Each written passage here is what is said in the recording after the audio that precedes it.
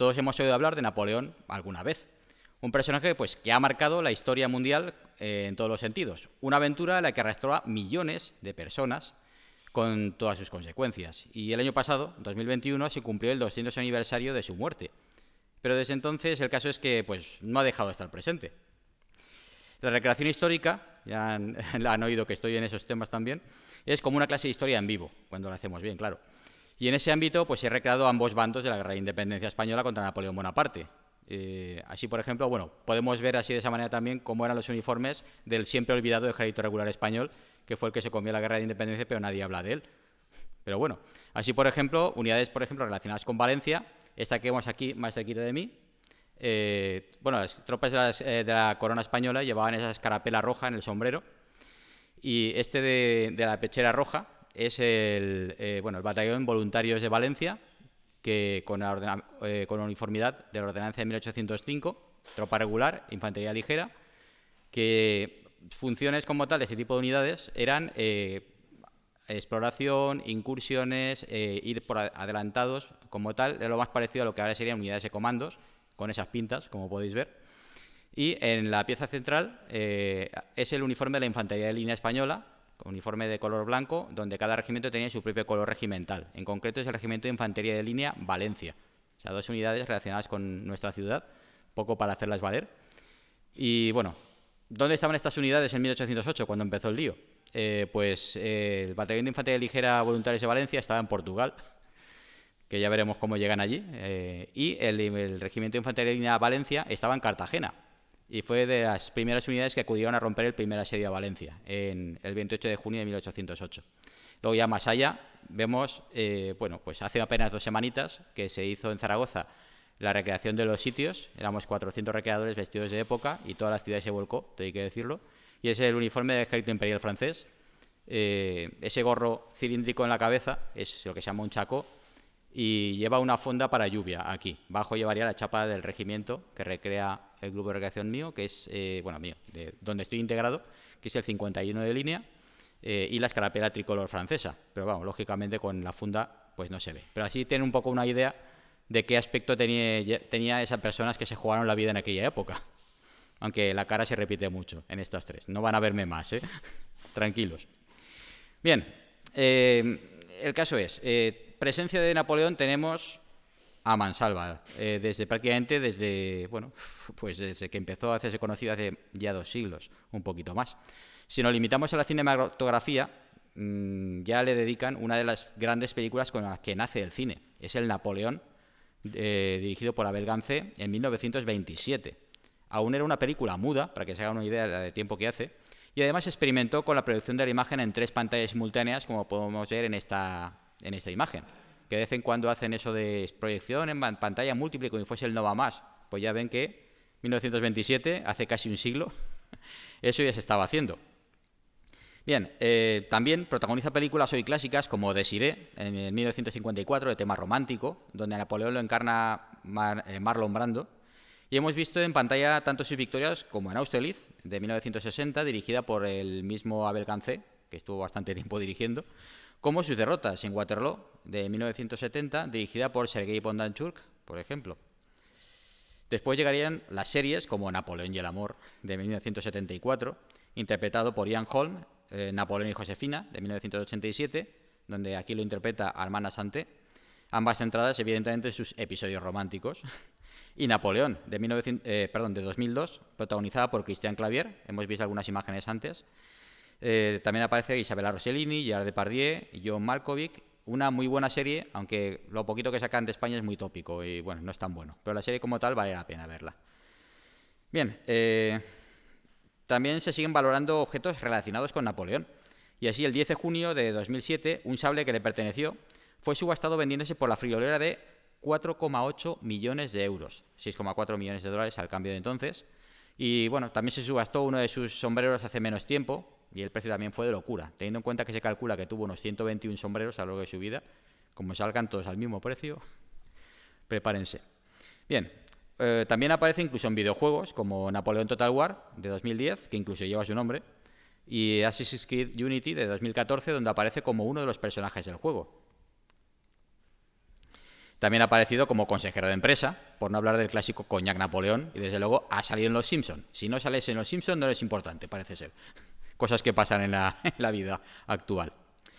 En el año 2021, a pesar del COVID y otras desgracias variadas, su bicentenario pues no pasó desapercibido, especialmente en Francia, claro.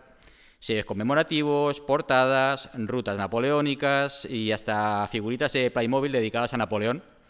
Pero también tuvo fuertes debates sobre su figura. Héroe genocida, legislador o dictador.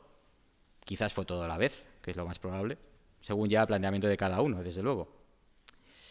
Pero Napoleón es un personaje de su tiempo, de hace 2 siglos. Evidentemente, en aquella época no había móviles ni ordenadores, los trenes eran una cosa que estaba experimentando, había coches pero eran de caballos.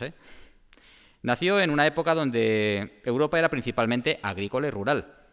De cada 10 europeos, solo 1 vivía en ciudades, más de la mitad eran agricultores, y 2/3 del total eran analfabetos, especialmente en las clases bajas y el medio rural. Ahí ningún país podía presumir, digan lo que digan después. Aunque había talleres textiles y metalúrgicos, la economía estaba basada en la agricultura y una mala cosecha podía hundir un país en el hambre y el caos. La Iglesia se encargaba de todo lo que hoy llamamos servicios sociales y el cura solía ser la única persona formada al alcance de las capas sociales más desfavorecidas, actuando como consejero y mediador, por lo que era muy respetado, más que por razones puramente religiosas. Era simplemente una persona útil que valía la pena tener cerca. El feudalismo aún era una realidad en casi toda Europa. Se basaba en la propiedad de la tierra, la propiedad de las personas, que era la servidumbre, y la jurisdicción o capacidad de juzgar y de administrar un territorio que les permitía tener una fuerza armada privada. El casi es por España, precisamente, donde la servidumbre se empezó a abolir en Castilla en 1474 y de forma total con las leyes de todo de 1505, o sea, con los reyes católicos y con Carlos I de España. Así como la expansión de la administración real despojó a la nobleza de la jurisdicción y de sus ejércitos privados. En España no había más ejército que el del rey, y si montabas en la Fuerza Armada sin permiso expreso, tenías, bueno, había diferencias. Si eras plebeyo te colgaban, si eras noble te decapitaban. Siempre hay clases, lo siento. Acabar y acababan en el mismo agujero, pero bueno, eso es otro tema. Bien, el caso es que en Francia no se abolió la servidumbre hasta 1789, o sea, siglos después que en España. En Prusia empezaron a hacerlo en 1806 y en Rusia no fue hasta 1863, en términos históricos como anteayer. Bueno, aquí pueden ver una imagen, es un autor que me gusta mucho, se llama Louis Léopold Boilly, hacía imágenes de vida cotidiana de la propia época. Este cuadro en concreto pues, representa la Rue de Saint-Denis en París en 1804. Veis las distintas formas de vestir, la gente más acomodada en el centro, los niños y la gente un poco más del pueblo común, pues ya en los laterales que tiene otra forma un poquito diferente de visitar. La Rue de Saint-Denis, como casi todas las calles de la época, no estaba pavimentada, así que cuando había un día de lluvia como hoy, no tenía pensado un día como el que ha salido hoy para poner esta imagen, con los paraguas, pero vamos, el caso es que se llevaba todo de barro, entonces había gente que alquilaba tablones para que al cruzar la calle pasaras por encima de ellos. Hay negocios, bueno, los que ahora venden paraguas en cuanto empieza a llover, una cosa parecida. Bien.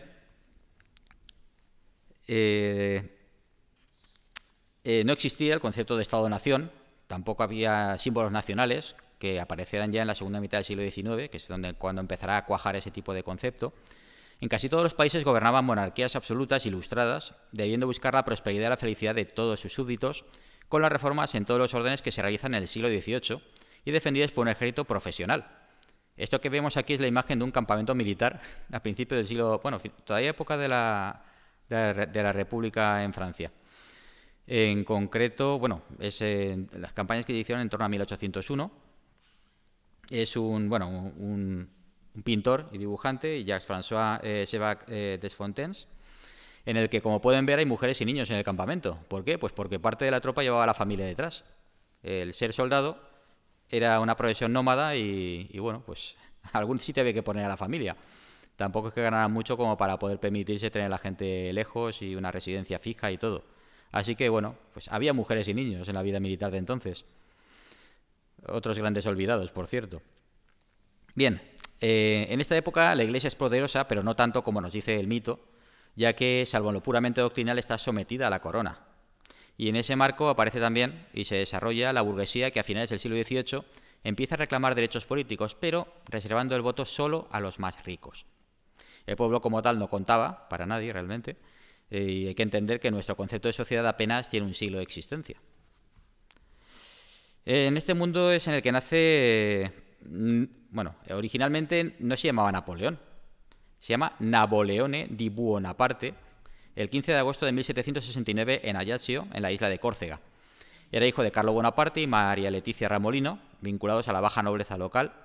Con 10 años lo envían a Francia, a la escuela militar de Brienne-le-Château. Bueno, mi francés no es especialmente bueno, probablemente aquí haya más de uno que lo sepa mejor que yo. Pero bueno, el caso es que cuando lo mandan a Brienne-le-Château, Napoleone afrancesa su nombre a Napoleón Bonaparte y aprende francés, aunque lo habló con acento italiano toda su vida. De hecho, le hacían chistes. Eso sí, no en su presencia. Allí, en este colegio, es un chico solitario y los franceses en general le caen mal. Solo destaca en matemáticas, geografía e historia sin ser un buen estudiante. Pero en 1784, con 15 añitos, consigue graduarse y entra en la École Militaire de París, donde se gradúa en septiembre de 1785 como segundo teniente de artillería con 16 años. Parece joven, pero realmente, teniendo en cuenta que la esperanza de vida media era de unos 40 años, era una edad normal. Por cierto, que medía unos 68 metros de estatura, cuando la media europea era de en torno a unos 60, a pesar del mito de ponerlo bajito, pero la propaganda inglesa lo pone siempre como un enano. Bien, por lo que hemos visto, bueno, pues hasta ahora nada excepcional para la época, pero el caso es que algo iba a pasar. Ya hemos dicho que la economía dependía de las cosechas y a finales del siglo XVIII, en toda Europa, hubo toda una serie de fenómenos climáticos que arruinaron las cosechas durante décadas. La economía, ya castigada en Francia durante el reinado de Luis XV, entró en caída libre y el 16 de agosto de 1788 el gobierno de su hijo Luis XVI debió reconocer la bancarrota de Francia, aunque lo llamaríamos renegociación de la deuda pública, porque no nos gusta llamar las cosas por su nombre. Para buscar una solución, en 1789 se reúnen los Estados Generales en Versalles y empieza la Revolución Francesa, que es como la conocemos actualmente. El 14 de julio de 1789, los manifestantes toman la fortaleza de la Bastilla en París y empiezan los cambios cuando el rey Luis XVI jura la Constitución de 3 de septiembre de 1791, la primera de Francia. Igualdad ante la ley y monarquía constitucional, con un poder legislativo muy fuerte frente a los poderes ejecutivo y judicial muy débiles. Pero la situación no mejora y el 21 de julio de 1791 el rey Luis XVI y su familia intentan escapar de Francia, la llamada fuga de Varens, por lo que fueron detenidos. Llegan al poder los girondinos ese mismo año, iniciando la llamada descristianización e introduciendo un nuevo calendario revolucionario. En 1792 duraría hasta 1806. El 10 de agosto de 1792 se produce el asalto al Palacio de las Tullerías y empiezan las confiscaciones de propiedades, así como las ejecuciones de aristócratas y opositores en general. Cunde la alarma en toda Europa y se forma la primera coalición antirrevolucionaria cuando Austria y Prusia invaden Francia, pero son detenidas en la batalla de Valmy el 20 de septiembre de 1792. Al día siguiente, 21 de septiembre de 1792, se decreta la abolición de la monarquía y la proclamación de la República. Luis XVI es ejecutado en la guillotina el 21 de enero de 1793 y el gobierno revolucionario declara la guerra pues, a Inglaterra, Holanda y evidentemente España, que en aquella época jugaba en Primera División. Se convoca la leva en masa de Laza de Carnot, de reclutamiento forzoso, parece que no había tantos voluntarios, y los representantes en misión como comisarios políticos controlan el ejército. Pero se produce el levantamiento monárquico de la Vendée en Bretaña y de los Chuanes en Normandía. El asesinato del radical Marat por la joven Charlotte Corday no mejora la situación y el 2 de junio de 1793 los jacobinos de Robespierre toman el poder y desatan el terror revolucionario frente al levantamiento de los fédères girondinos en el sur de Francia. Así tenían a la vez una invasión extranjera y también guerra civil a 3 bandas, nada menos. Girondinos, jacobinos, monárquicos y luego, bueno, todo el mundo asaltando las fronteras. Pero bueno, ¿dónde nos hemos dejado Napoleón? Pues después de 2 años de guarnición como teniente de artillería, ha vuelto a Córcega, donde en esta época convulsa prueba en política, siguiendo los pasos de su admirado Pasquale Paoli, un independentista corso. Eso no lo esperabais de Napoleón. Pues sí. Pero el caso es que Pasquale Paoli ve en él a un rival, no a un colaborador. Las cosas pasan a mayores, la casa familiar de los Bonaparte es incendiada y toda la familia ha de huir a Francia como refugiados. Allí el representante en misión jacobino, Antoine Christophe Salicetti, que bueno, parece ser que estaba aliado con su hermana Carolina. Veremos que la familia aparecerá varias veces. Bueno, pues el caso es que consigue para Napoleón un puesto de oficial de artillería en el ejército revolucionario que asedia Tolón, donde se han unido monárquicos y girondinos llamándose ayuda a las flotas española y británica. O sea, ya veis que el primer puesto importante de Napoleón es un enchufe. Bueno, ¿qué le vamos a hacer? La realidad es la que es.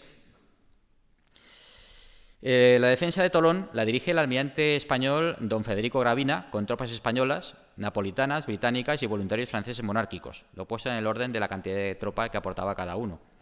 Mientras tanto, en el ejército revolucionario se suceden los generales al mando, pero vamos, con escaso éxito.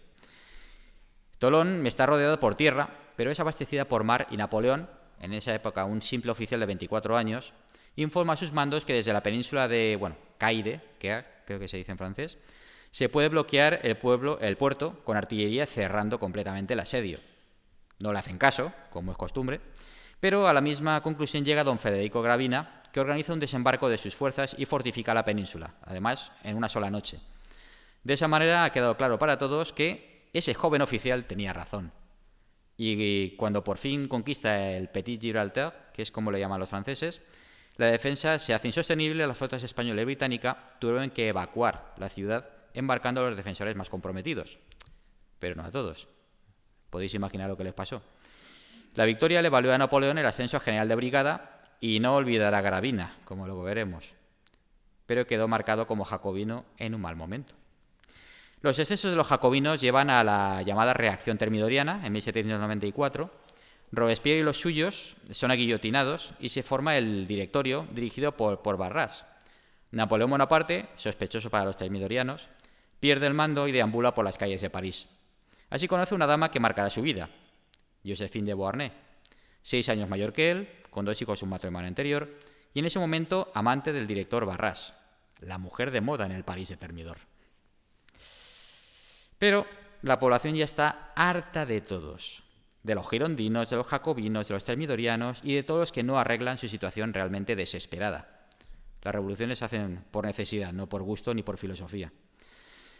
Llegan a la conclusión de que quizá esos viejos tiempos no eran tan malos si se produce el levantamiento monárquico del 13 de Vendimiario, calendario del 5 de octubre de 1795 actual, con una gran manifestación que parte de los barrios para asaltar el Palacio de las Tullerías, donde se reúne la Convención. Nadie está dispuesto a defenderla, pero aparece Napoleón dispuesto a aceptarlo, a tomar el mando. Emplaza la artillería en la Rue de Saint-Honoré y abre fuego sin contemplaciones, aplastando la revuelta con una auténtica matanza. Masacre como, le llamarán general Vendimiario, y no para bien, pero el 9 de marzo de 1796 se casa con Joséphine de Beauharnais y 2 días después toma el mando del ejército de Italia. Una subida realmente meteórica, pero claro, en esas circunstancias, a ver. Este ejército de Italia de 1796 está hambriento y mal armado, y Napoleón lo levanta con propaganda y estrategia. Funda 2 periódicos con los que levanta la moral promocionándose, como el Journal de Bonaparte et des Hommes Virtueux, el diario de Bonaparte y de los hombres virtuosos, que además hace imprimir también en París, que es donde le interesa que sepa sus hazañas, y tomando la ofensiva hace avanzar a sus fuerzas en columnas separadas para abastecerse con más facilidad, más o menos a la fuerza, y reuniéndolas todas desde todas direcciones en un solo punto donde hayan encontrado al enemigo, por lo que el enemigo puede encontrarse atacado por cualquier dirección. También así combaten juntos en orden mixto, con las tropas entrenadas formando en línea para mantener un fuego eficaz y los peor entrenados en columna al asalto, buscando la batalla decisiva que decide la campaña. Realmente nada de esto era algo nuevo a estas alturas, pero Napoleón, utilizando cosas que ya en ese momento usaba todo el mundo, lo hace mejor que otros. Así gana las batallas de Lodi y Puente de Hércules sobre los austríacos y les impone el Tratado de Campo Formio, firmado en 1797, que hizo sin autorización del directorio, siendo recibido en Francia como un héroe, pero desatando el temor en el directorio. Todo eso y solo tenía 28 años. En esta época la gente empieza a seguir las campañas y victorias de Napoleón en casas y tabernas, comentándolas hasta la gente que no sabía ni leer y escribir. Así de esa manera su popularidad crecía sin cesar. O sea, el gran maestro de la propaganda, no solamente de táctica militar, es de Napoleón. Para alejarlo de Francia, el directorio envía a Napoleón en 1798 a Egipto. Más lejos, Allí derrota a los mamelucos en la batalla de las pirámides, pero la flota británica de Nelson destruye a la francesa en la bahía de Bukir, dejándolo aislado. Allí, los eruditos que acompañan a Napoleón en la expedición fundarán lo que hoy llamamos egiptología. También reorganiza la administración egipcia, pero la guerra sigue, produciéndose manchas negras en su biografía como las masacres de Jaffa y una auténtica marcha de la muerte en la retirada de Jaffa hacia Egipto, en el que pudieron morir en torno a unas 4.000 personas, casi todos ellos cautivos turcos. También se extiende la peste bubónica entre sus fuerzas, pero bueno, además, mientras tanto en Europa se ha formado la segunda coalición y Austria recupera Italia, amenazando a la propia Francia. O sea, las victorias que había conseguido Napoleón en Italia, apenas un par de años antes, quedan totalmente neutralizadas. En esta situación en Francia se impone el servicio militar obligatorio por la Ley Journal del Brel del 5 de septiembre de 1798, haciendo reclutable a toda la población masculina francesa. Son alistados con 18 años, a los 20 empiezan los llamamientos, siguen 5 años de servicio militar, en principio el primer año de instrucción, 2 años de campaña y otros 2 de guarnición, seguido de licenciamiento y paso a la reserva movilizable para la Guardia Nacional hasta los 40 años. Así pues, Napoleón tampoco es el creador del servicio militar, como a veces se dice. Ante la situación en Francia, Napoleón vuelve, abandonando a su ejército en Egipto, que es otra manchita que tiene su biografía, y aprovechando su popularidad protagoniza el golpe de 18 de Brumario, el 10 de noviembre de 1799, con la ayuda de su hermano Lucien, otra vez la familia, presidente de la Cámara de los 500, lo que ahora sería la Cámara Baja o lo que sería el Congreso de los Diputados, al cambio. Con la Constitución del año 8, del 24 de diciembre de 1799, se consolida el golpe de Napoleón. A sus 30 años, es primer cónsul secundado por los cónsules Josep Sieyes, Roger Ducos, y empieza su relación con Charles Maurice de Talleyrand, que será su principal diplomático, además de un auténtico superviviente.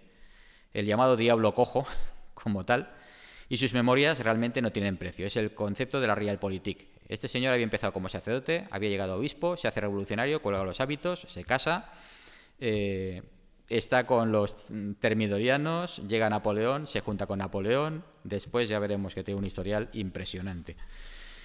También empieza a relacionarse con Joseph Fouché, su jefe de policía, el llamado genio tenebroso, por Stefan Zweig, que le dedicó una de sus mejores biografías. Un fenómeno, vale la pena leerlo. Bueno, en esta Constitución, el primer cónsul promulga leyes, nombra y destituye a los miembros del gobierno, del ejército, de la administración y de la judicatura. Las cámaras legislativas son poco más que decorativas y se habla de sufragio universal, pero solo pueden ejercerlo los que aparecen en unas listas de confianza, en la práctica reservadas a los más ricos. Así, el poder de Napoleón es casi absoluto, realmente es un poder absoluto un poquito maquillado, y ni siquiera mucho, y esta será la tónica de las constituciones napoleónicas. Ese mismo año, 1799, el primer cónsul Napoleón legaliza el pagar por no ir al servicio militar obligatorio, y poco después se prohíben canciones revolucionarias como la Carmañola o la Marsellesa, que actualmente es el himno nacional de Francia. Así que cuando ponen a Napoleón con la Marsellesa de fondo, como que no toca, me temo. El mensaje es que Napoleón trae el orden y le consolida los logros de la revolución, eliminando sus excesos. Pero hay que solucionar el problema de los austríacos en Italia y hay de hacerlo en persona. Ya iniciado el año 1800, Napoleón cruza los Alpes. Parece que la versión del burro es la más real. Entre el héroe victorioso del pintor Jacques-Louis David o el hombre humilde que supera dificultades de Paul Delaroche, los autores de estos dos cuadros, que muestran el mismo evento, pues la propaganda de Napoleón cubría todas las opciones. Si querías, admirabas a un hombre, digamos, victorioso a toda costa, tenías la imagen de un pintor. Si querías a esa persona que prácticamente te puedes encontrar por la calle y tal, tenías esa otra imagen. Era la misma persona, pero había que cubrir muchas opciones, y así ganaba adeptos en todas partes. Bueno, el caso es que cruza los Alpes, vence a los austríacos en la batalla de Marengo, el 14 de junio de 1800, forzándoles a aceptar la paz de Lunéville, que se firmará en 1801. Las cláusulas económicas de los tratados de paz de Napoleón, por cierto, eran extremadamente duras y se llegaba a decir que se saqueaba en un país sin necesidad de conquistarlo. Así que cuidado con negociar con Napoleón. El primer cónsul Napoleón Bonaparte pues, ha consolidado su poder y lo comparte con su esposa Joséphine de Beauharnais en su casa a Malmaison en las afueras de París. Pero el caso es que el poder tiene sus peligros. El día de Navidad, 25 de diciembre de 1800, Napoleón y Joséphine sufren el atentado de la máquina infernal, lo que llamaríamos un coche bomba, que falla por muy poco, pero deja decenas de cadáveres en las calles de París. Han sido los monárquicos, pero Napoleón aprovecha para acabar con toda la oposición que le queda. Monárquicos, girondinos, jacobinos, termidorianos, el general Moreau, con todos, literalmente. Pero en esta época vemos también al Napoleón más reformador. Para estabilizar la economía, funda en 1800 el Banco de Francia, hace las paces con la Iglesia con el Concordato de 1801, firma con Gran Bretaña la paz de Amiens en 1802, aunque tampoco durará mucho, la verdad. Ese mismo año hace aprobar la Constitución del año 10, que le concede el consulado vitalicio. ¿Para qué quiere hacer más elecciones si va a ser él siempre? No voy a hacer comparaciones con un personaje que tenemos ahora por ahí. No aquí, afortunadamente, en Rusia. Pero bueno. Bueno, para crear una nueva élite cultural funda los liceos, también en 1802, que por cierto no se reformarán hasta 1959, así que el plan original era realmente bueno. Reforma la administración francesa, pero también cierra periódicos y controla los apenas 11 a los que le permite publicar con una oficina de censura, el Cabinet Noir, con sede en el Palais Carnavalet de París, que hoy en día es un museo. Otro asunto es la esclavitud. En Haití, con un 90% de población de esclava de origen africano, dedicada al cultivo de azúcar en grandes plantaciones. En 1791 se produce el levantamiento de Toussaint Louverture. La esclavitud es abolida en 1794, pero no mejora la situación en la colonia. Y en 1802 Napoleón declara restablecida la esclavitud y el Código Negro que la regulaba, que no se abolirá definitivamente hasta 1848.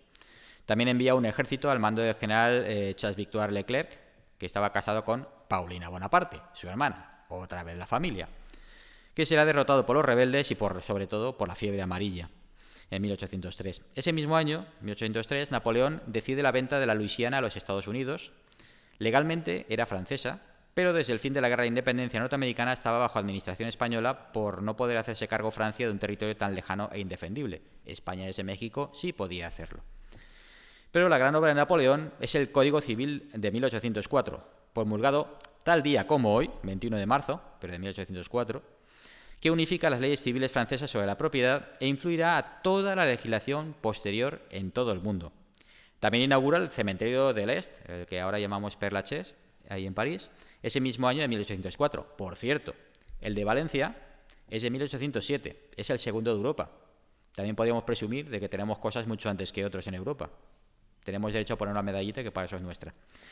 Bien, también crea una nueva aristocracia, concediendo títulos nobiliarios, crea la Legión de Honor para premiar servicios distinguidos, nombra al general Louis-Alexandre Berthier mariscal del Imperio, que será el primero de los 26 que nombrará como cima de la carrera militar, y también sobre el reclutamiento militar en 1804 legaliza la sustitución, pagar a otro para que haga el servicio militar en tu lugar. Eso tampoco nos suena muy allá, ¿verdad?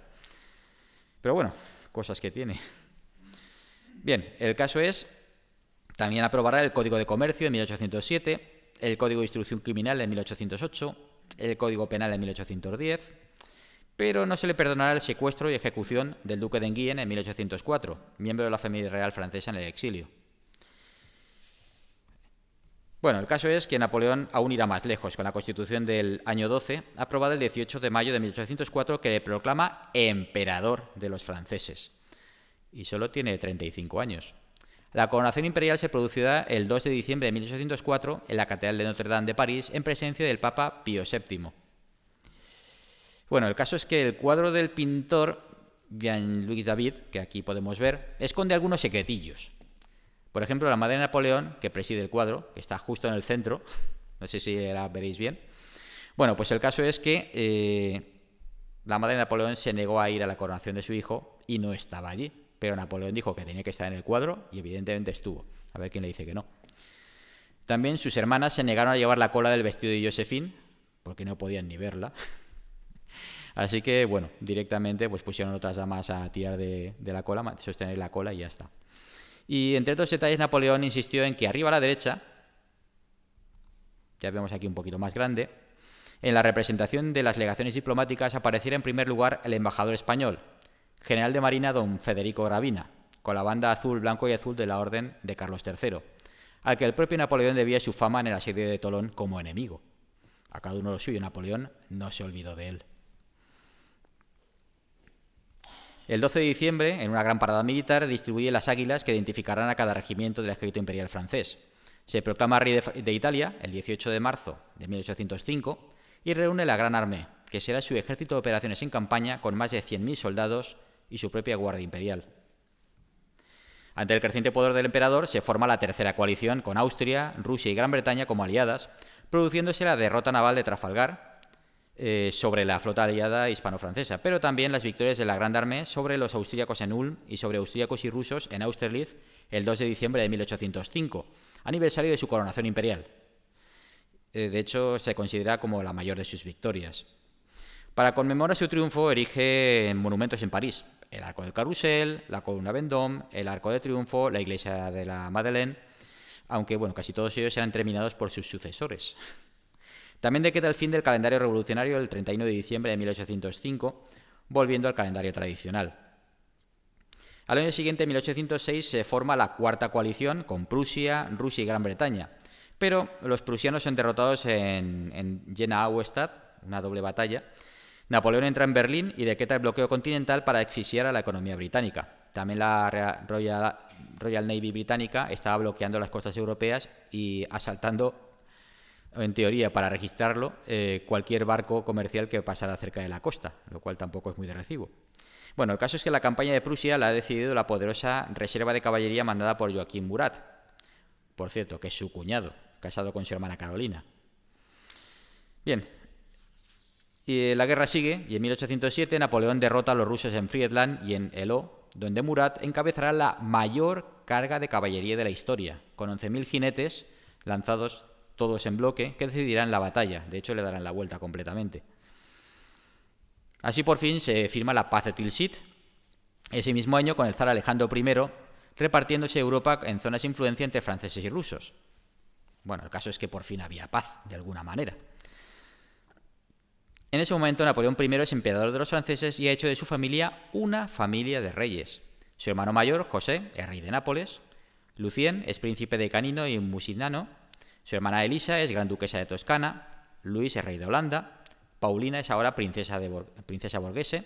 Carolina está casada con Murat, que es la reina de Nápoles. Y el hermano menor, Jerónimo, lo acaba de hacer rey de Westfalia. Pero empieza a haber problemas con el reclutamiento militar y empiezan los llamamientos por debajo de la edad legal de reclutamiento. A Francia, el país más poblado de Europa Occidental, empezaban a faltarle hombres. España tenía 10-12 millones de habitantes y Francia tenía entre 24 y 26 millones.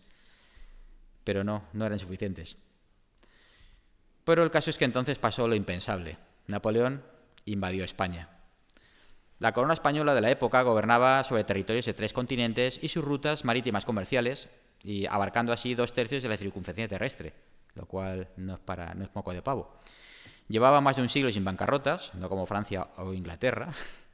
Contaba con la segunda marina de la época, era el principal aliado de la Francia napoleónica y había mantenido a raya a la Royal Navy británica en el Atlántico hasta Trafalgar, que tampoco es moco de pavo. Su rey era Carlos IV y gobernaba su primer secretario Godoy, que como equivalente a presidente del gobierno era el que llevaba el poder como tal ejecutivo.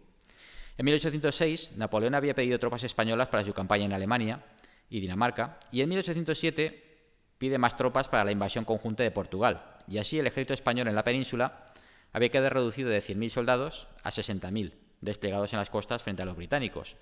Pero en los primeros días de 1808, sin permiso ni explicaciones, Napoleón envía a 120.000 soldados franceses al interior de España que empiezan a ocupar la península, literalmente por las buenas.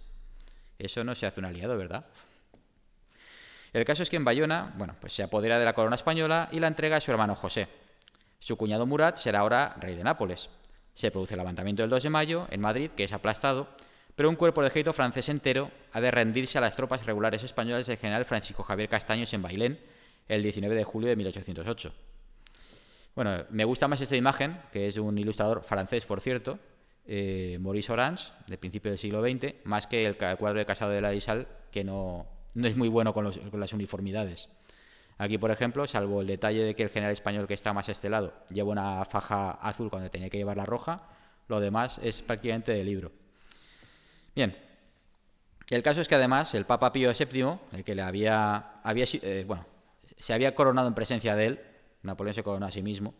Bueno, el caso es que el Papa Pío VII se niega a ser un instrumento más del emperador y, bueno, como reacción, es hecho prisionero ese mismo año.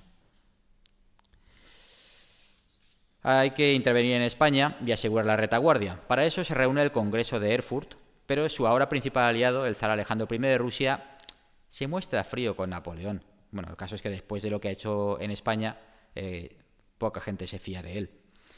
Napoleón marcha a España en persona con su ejército y vence en la batalla de Somosierra el 29 y 30 de noviembre de 1808, la única batalla que dirigirá personalmente en España. Famosa por la carga de la caballería polaca, pero que será la que decidirá la batalla, pero será el segundo día de combates.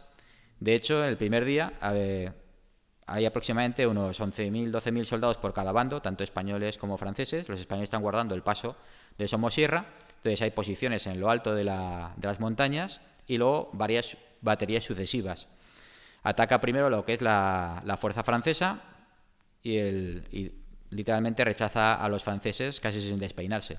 Al día siguiente llega Napoleón, hay una niebla de 3 pares de narices y Napoleón ordena otro ataque general. Vuelven a ser rechazados, pero es que para rematar la faena, la batería que está más adelantada toma como blanco, como fuego, lo que es la posición donde está Napoleón en persona con su Estado Mayor.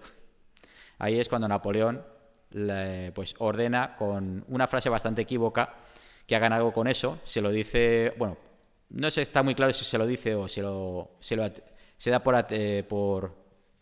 por avisado el jefe de su guardia polaca del día, y directamente los polacos se lanzan como locos a través del desfiladero sin ningún tipo de cobertura de las alturas. El caso es que las baterías estaban puestas sucesivamente porque cuando tomabas una quedabas bajo el fuego a la siguiente, de manera que los polacos, al tomar la primera batería, están siendo acribillados y tienen que seguir la carga para tomar la siguiente batería, y así a la siguiente y a la siguiente. En vista de que están perforando aquello, los franceses atacan hacen un ataque general tanto a las alturas como una división de caballería se lanza detrás de los polacos, y así es como toman Somosierra. Al final, como podéis ver, no fue ni mucho menos un paseíto, y desde luego la fama que consiguieron los polacos en esa batalla se la merecieron. Entonces hay que decirlo, también quedaron los que quedaron. Bien, el caso es que se difunden también noticias de la muerte de Napoleón en campaña y aparece la amenaza de un golpe de Estado en París.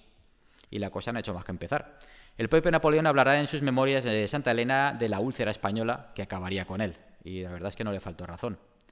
El caso es que, bueno, aquí vemos en imagen de los polacos contra la artillería española y la infantería de línea española con esos uniformes blancos que hemos visto al principio de la conferencia.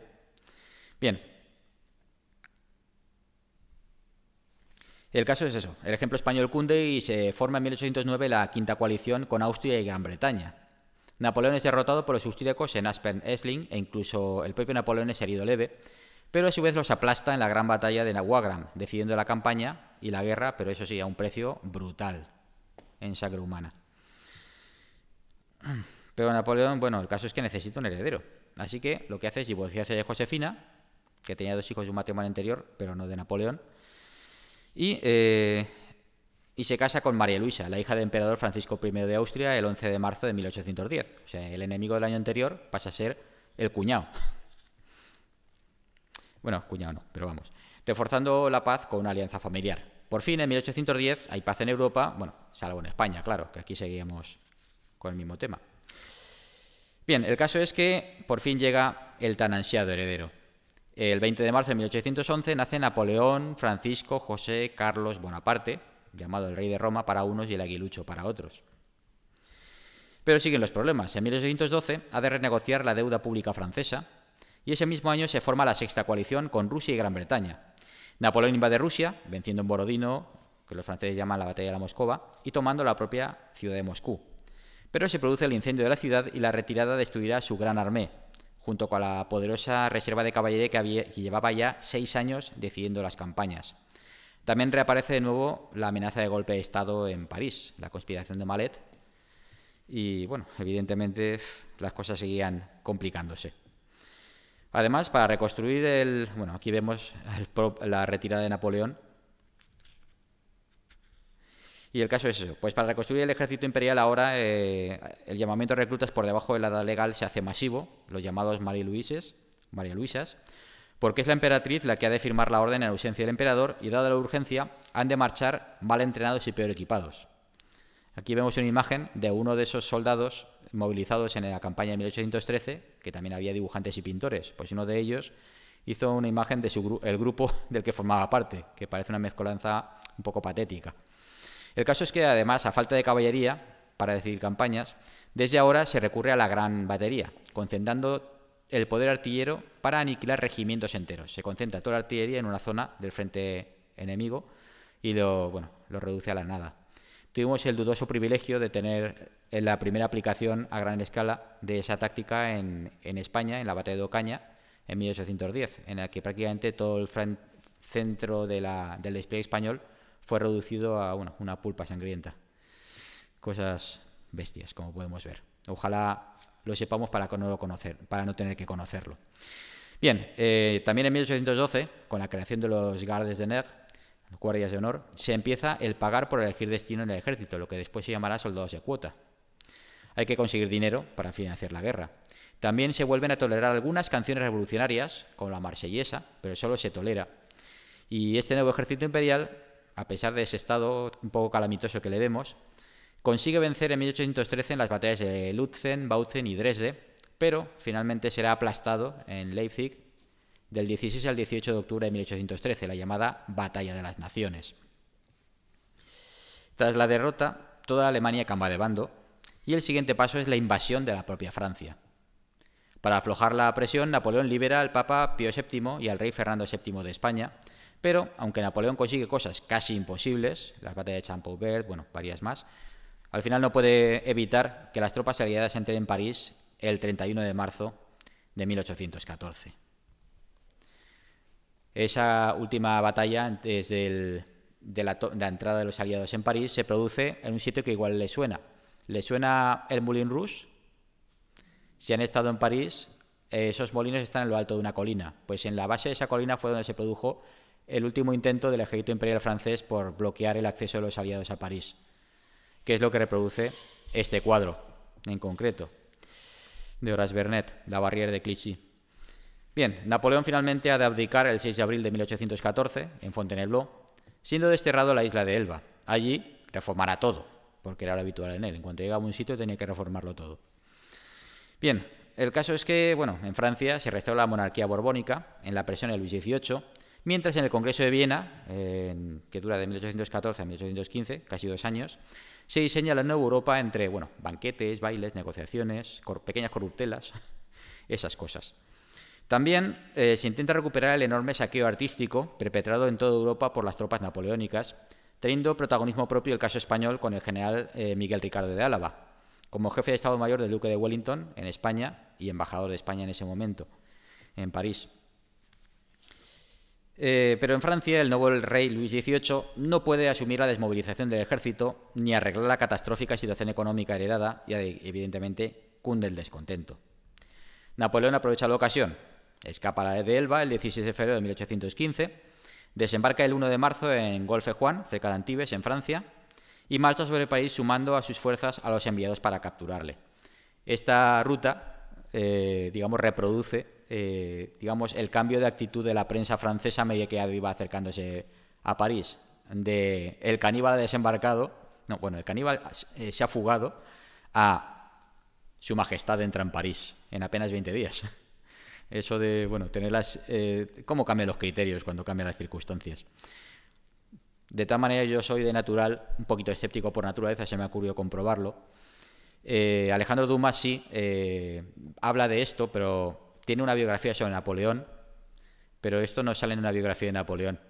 Sale en un libro de viajes que hizo por la zona de Florencia, donde en parte de recorrido hace por la zona de Cannes y decían, lo escribe como que era un chiste que contaban en Cannes, aunque después hay muchos historiadores que lo han transformado en una realidad como tal. Sin embargo, ves la prensa francesa y no es así como lo pone. Esas cosas que pasan, ¿no? Que cuando alguien importante, conocido, famoso dice algo, pues acaba transformándose en verdad a fuerza de repetirlo. Sin embargo, no puede negarse que tiene mucha gracia. de caníbal a majestad en 20 días. Bien, el caso es, así entra en París, en la capital de Francia, el 20 de marzo de 1815, empezando los llamados 100 días. No encuentra a María Luisa ni a su hijo, que se han ido a Viena. Va a la Valmasón y llama a voces a Joséphine, como lo llegan a describir, pero Joséphine ha muerto ese invierno de pulmonía, así que Napoleón está solo. Contra él se forma la séptima coalición, con Austria, Rusia, Prusia, Gran Bretaña, España y Portugal avanzando sobre todas las fronteras de Francia. Y sí, España invadió Francia en 1815, exactamente en la zona de la Provenza. Napoleón decide tomar la iniciativa, no dejaba de ser el mismo, atacando a prusianos, alemanes, holandeses y británicos en Bélgica, pero eso lo llevará a la batalla de Waterloo, el 18 de junio de 1815, y a su derrota definitiva. ¿Qué hubiera pasado si hubiera ganado en Waterloo? ¿Alguien se anima? Bueno, lo voy a decir rápido. Digamos que estaban británicos, prusianos y los demás entrando desde el norte, desde Bélgica, pero desde el este estaban entrando rusos y austríacos. Realmente, con el cronómetro en la mano, si hubiera ganado en Waterloo, hubiera tenido que librar una batalla a todo o nada a las afueras de París, que es cuando se calcula que hubieran llegado las tropas austríacas y rusas. Con lo que realmente hubiese simplemente habido otra segunda gran batalla y con posibilidades bastante escasas de ganar Napoleón. Pero bueno, la historia es la que es. Así, tuvo que asumir su segunda abdicación, el 22 de junio de 1815, esta vez la última. Tiene apenas 46 años. Yo casi me da vergüenza decir los años que tengo unos cuantos más, y no he hecho nada. Pero bueno, se decidió así su destierro a una lejana isla perdida en el Atlántico Sur, Santa Helena, donde viviría vigilado de cerca por una guarnición británica. Allí le dictaría al barón Les Cases un memorial de Santa Helena, donde dio su propia versión de todos los hechos de su vida. Realmente justificó hasta lo más injustificable. Así que hay que tomarlas con pinzas, pero realmente es algo asombroso. No deja de ser un propagandista hasta el final. Y allí le alcanzaría la muerte el 5 de mayo de 1821 a sus 52 años, por causas que aún hoy se discuten. ¿Muerte natural o no? Bueno, ahí está eso. Héroe demonio, su fama volvió a crecer y en 1840, bajo el reinado de Luis Felipe de Orleans, los restos de Napoleón fueron llevados a Francia. Allí se edificaría la monumental tumba de Napoleón Bonaparte en los Inválidos de París. Y pronto se hizo visita obligada de casi todos los que visitaban la ciudad, como hizo la reina Victoria de Inglaterra el 24 de agosto de 1855, con un guía de excepción, el propio emperador Napoleón III, sobrino nieto de Napoleón Bonaparte. No todos los días se consigue un guía así, ¿verdad? Y así, desde entonces, millones de personas han visitado su tumba. Héroe demonio, o quizás todo a la vez, subir a lo más alto, tenerlo todo y caer. Quizá podamos aprender algo de aquel hombre que murió hace ya 200 años. Gracias.